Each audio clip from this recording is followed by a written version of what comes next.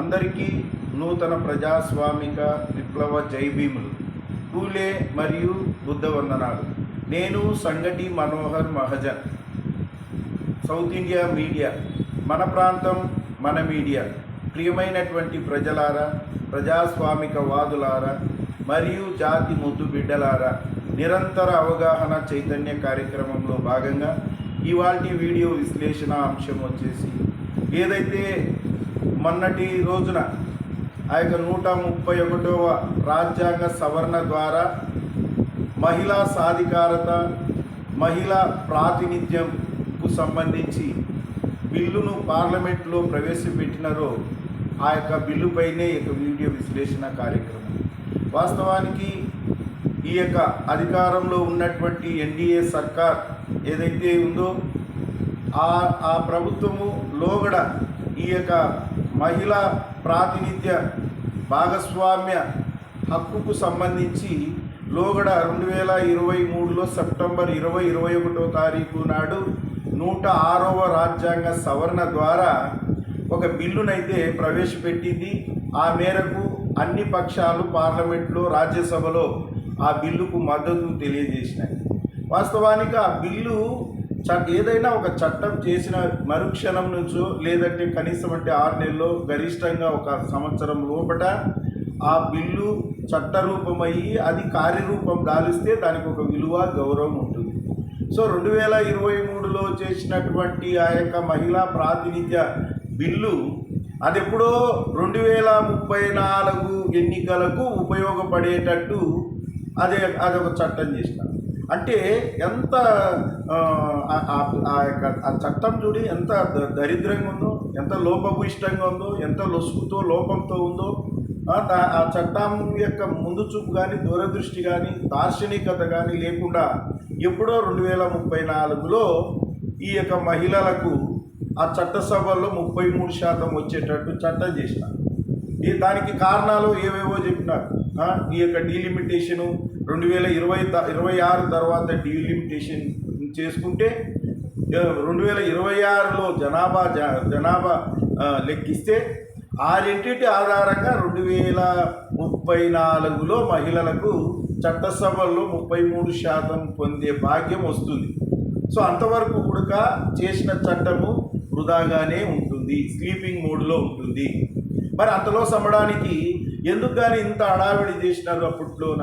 అప్పుడు కూడా ఆ బిల్లు తీసుకొచ్చేటప్పుడు కూడా ఏదో రాజకీయ ప్రయోజనాన్ని ఆశించి అప్పుడు కూడా ఆ బిల్లు తెచ్చినారు. సో ఇప్పుడు కూడా మళ్ళీ అదే బిల్లును మళ్ళీ సవరణ చేస్తున్నారు. సవరణ చేస్తూ మళ్ళీ ఏం చేస్తారు? ఓన్లీ మహిళా ప్రాతినిధ్య బిల్లుకు సంబంధించే పరిమితమయ్యే చట్టసభ, పార్లమెంట్లో, రాజ్యసభలో సవరణ తెస్తున్నారంటే అది కాదు. దానితో పాటు ఇంకా 2 బిల్లులు యాడ్ చేసినారు. అదొకటి డీలిమిటేషన్ బిల్లు, దాంతోపాటు యూటీకి సంబంధించినటువంటి చట్ట సవరణ. సో ఈ రకంగా దేశ ప్రజలను అడుగడుగున ఈ అధికారంలో ఉన్నటువంటి బీజేపీ నేతృత్వంలోని ఎన్డీఏ సర్కార్ అయోమయానికి గురి చేస్తుంది, గందరగోళానికి గురి చేస్తుంది, తికమక పెడుతుంది, కన్ఫ్యూజ్ చేస్తుంది, ప్రజల యొక్క అటెన్షన్ వచ్చేసి డైవర్ట్ చేస్తూ ఉంది. ఇవాళ కూడా 4-5 రాష్ట్రాలలో ఎన్నికలు జరుగుతున్నాయి కాబట్టి ఆ ఎన్నికల్లో రాజకీయంగా లబ్ధి పొందేదానికి వాళ్ళు ఎట్టా లబ్ధి పొందుతారు, వాళ్ళు దేనితో లబ్ధి పొందుతున్నారో దేనితో లబ్ధి పొందుతున్నారో అది బయటపడకుండా ప్రజలు దానిపైన దృష్టి కేంద్రీకరించకుండా డైవర్టింగ్ టాక్టిక్స్ అన్నమాట. రేపు వాళ్ళు ఈవీఎంలతోటే పశ్చిమ బెంగాల్ను స్వీప్ చేస్తున్నారండి. అదేవిధంగా తమిళనాడు ఈవీఎంలతోటే స్వీప్ చేస్తున్నారు, అస్సాంను ఈవీఎంలతోటే స్వీప్ చేస్తున్నారు. కేరళలో 20-25 సీట్ల వరకు ఒక బలమైనటువంటి ఒక ఫోర్సు పార్టీగా కేరళలో ఎదుగుతుంది. తర్వాత అది ఇంకొకటి ఏదో యూనియన్ టెరిటరీ అదొకటి. సో ఈ రకంగా లబ్ధి పొందే వాళ్ళ యొక్క ముందస్తు ప్రణాళికలన్నీ కూడా సిద్ధం చేసుకొని వాళ్ళు గెలిస్తే కనుక ప్రజలకు వచ్చేసి అనుమానాలు వస్తాయని, ఆ అనుమానాల నుంచి ప్రజలను పక్కదోవ పట్టించేదానికి ఈ యొక్క 131వ రాజ్యాంగ సవరణ బిల్లును తీసుకొచ్చి పార్లమెంట్లో పెట్టారు. కాదండి, వాళ్ళకి తెలియదా? ఇది నిలుస్తుందా గెలుస్తుందా ఉంటుందా అని సీరియస్ పోనీ ఆ బిల్లు పైన ఏమైనా సీరియస్గా కాన్సన్ట్రేట్ చేసినారా? లేదు. ఆ బిల్లు ఉద్దేశపూర్వకంగానే ఓడిపోవాలా, వీగిపోవాలా, ఆ బిల్లు వెనకాల వచ్చేసి రాజకీయంగా లబ్ధి పొందాలా, ప్రజల్లోకి వెళ్ళి చూడి ప్రతిపక్షాలన్నీ కూడా మహిళల కోసం మేము ఒక బిల్లు సవరణ తెస్తామంటే మహిళల పట్ల వీళ్ళకి ఏ పార్టీ అభిమానం ఉందో, ప్రేమ ఉందో, గౌరవం ఉందో అని చెప్పే ప్రయత్నము, ఓటు దండుకునే ప్రయత్నము. పోనీ ఈ కాజు తోటి ఓట్లు దండుకోరారు, ఈ కాజే వాళ్ళకు ఓట్లు గప్పగుత్తగా కుమ్మరించవు.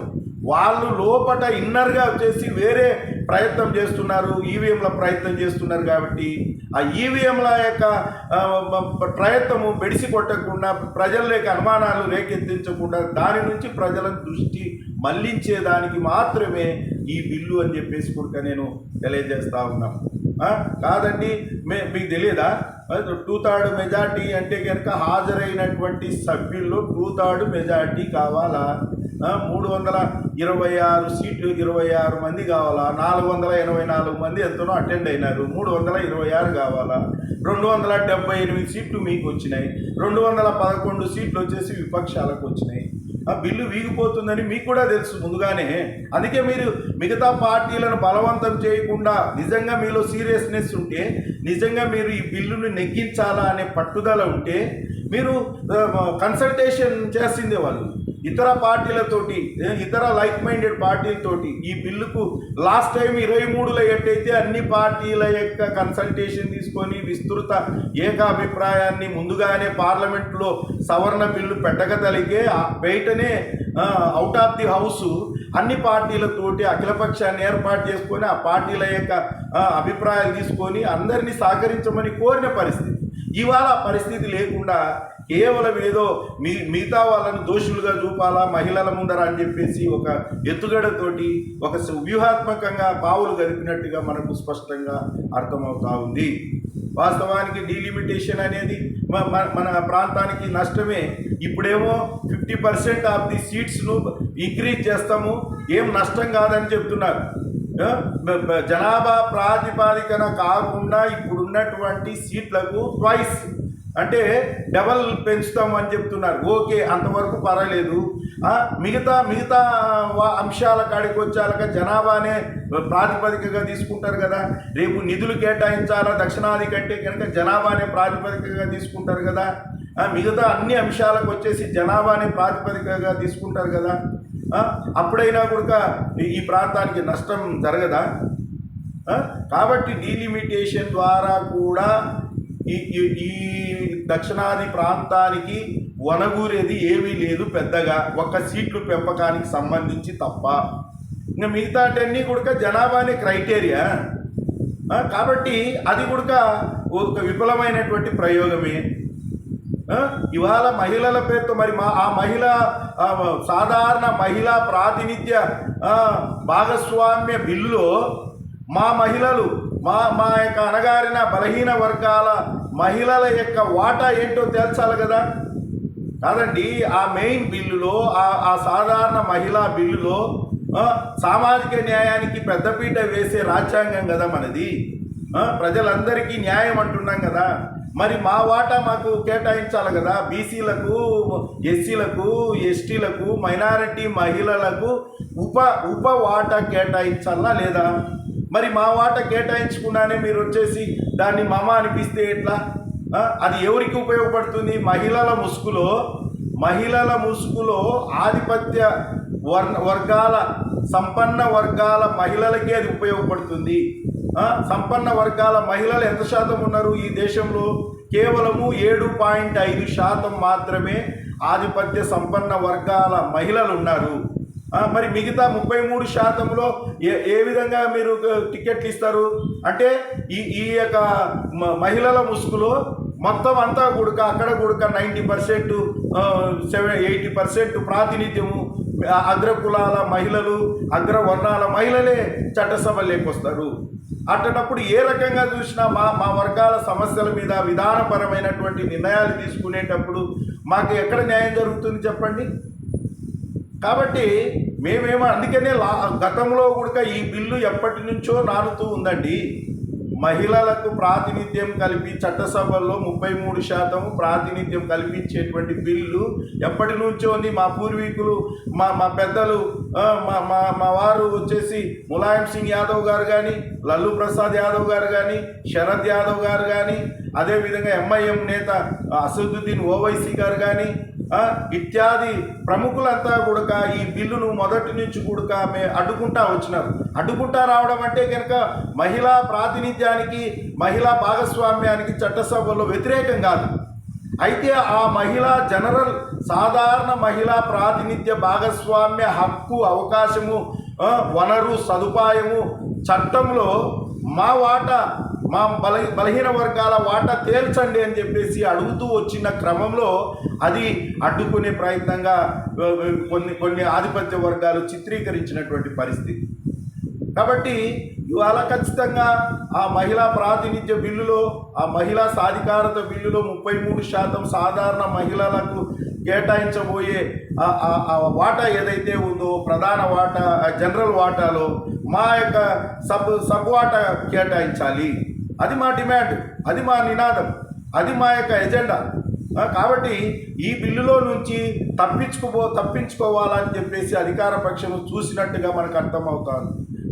ఈ బిల్లులో ఈ ఉపకోట లేకుండానే మమ అనిపించిన పరిస్థితి. 23లో కూడా 23 సెప్టెంబర్ 2021 తారీఖులలో జరిగినటువంటి పార్లమెంటులో సవరణ చట్టంలో కూడా ఈ అంశము ఉపవాటా అంశము బలహీన వర్గాలకు, బీసీ, ఎస్సీ, ఎస్టీ, మైనారిటీ, మహిళలకు ఉపవాటా కేటాయించే విషయంలో అప్పుడు కూడా మాకు అన్యాయమే జరిగింది.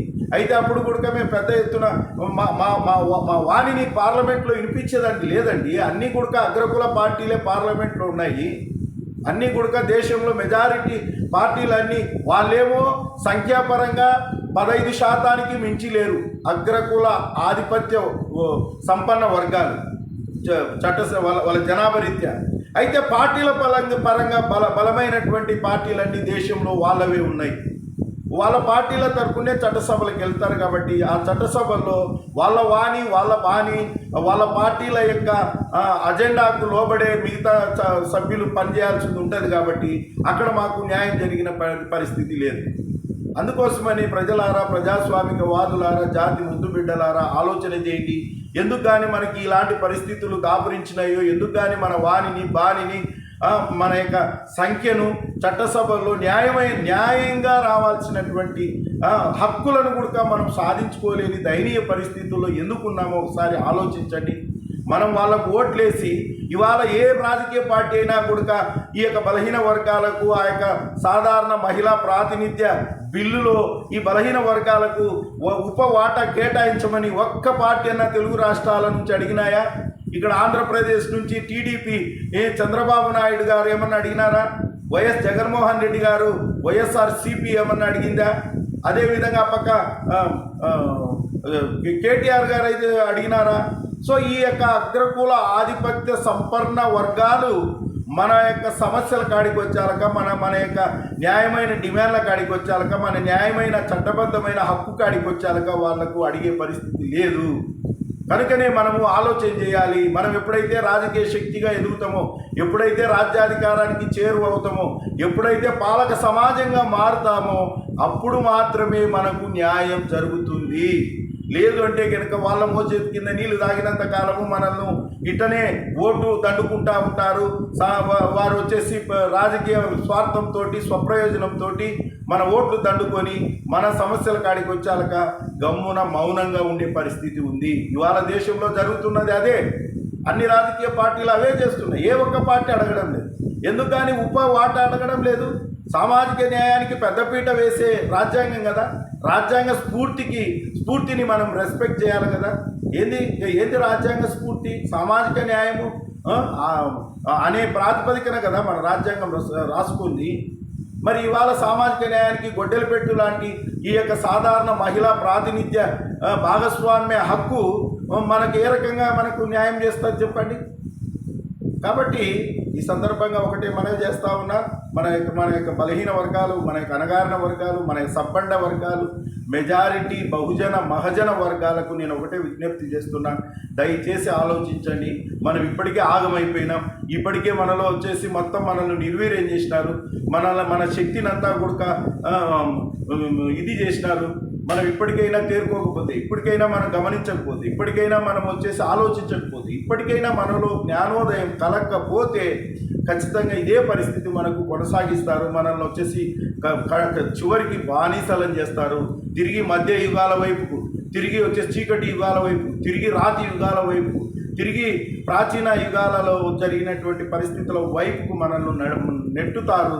దయచేసి ఓనా బీసీ సోదరుడా సోదరి, ఓనా ఎస్సీ సోదరుడా సోదరి, ఓనా ఎస్సీ ఎస్టీ సోదర సోదరి, ఓనా మైనారిటీ సోదర సోదరి ఆలోచించమని ఈ సందర్భంగా నేను మనవి చేస్తూ, ఖచ్చితంగా ఈ బిల్లు మొత్తం లోపభూయిష్టంగా ఉంది. ఈ బిల్లు లొసుగులతో కూడుకొని ఉంది. ఈ బిల్లు లోపాలతో కూడుకొని ఉంది. ఈ బిల్లు అనేక అవకతవకలతోటి లోపభూయిష్టంగా ఉంది.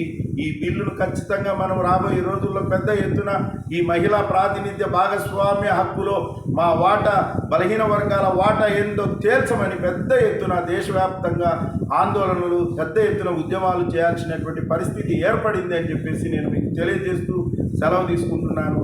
జై భీమ్, జై భారత రాజ్యాంగం.